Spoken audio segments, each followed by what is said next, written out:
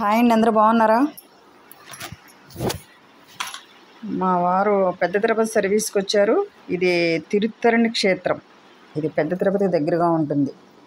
తమిళనాడు వారు ఆరుంబడి క్షేత్రాలు అంటారు. అందులో అంటే 6 క్షేత్రాలు.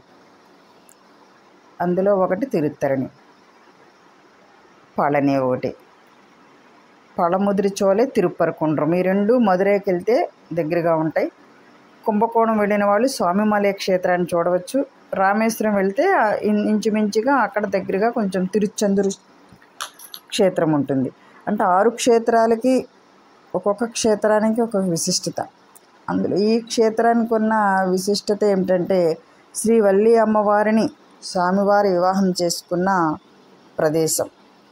కాబట్టి ఎవరైనా సరే వివాహం కాని వారు ఇక్కడికి వచ్చి ఇక్కడ తీర్థంలో స్నానం చేసి స్వామివారిని దర్శించుకున్నా చాలు, లేకపోతే కళ్యాణం జరిపించుకున్నా చాలు, శీఘ్రంగా వివాహం అవుతుందని ఇక్కడ వారి యొక్క నమ్మకం. పురోహితుల వారు కూడా మనకి చెప్పడం జరిగింది. ఈ కొండ మీదకి రాగానే ఎందుకో కొంచెం ప్రశాంతత లభిస్తుందని ఇక్కడ వారి యొక్క నమ్మకం. అంటే స్వామివారు ఇక్కడికి రాగానే కోపం పోయి ప్రశాంతంగా ఉన్నారంట. అందువల్ల ఇక్కడ ఈ యొక్క నానుడి అన్నమాట. కొండ మీద చూడండి, స్వామివారి తిరుత్తరణి క్షేత్రం యొక్క దేవస్థానం. స్వామివారి విగ్రహాన్ని కూడా చూసి నమస్కారం చేసుకోండి.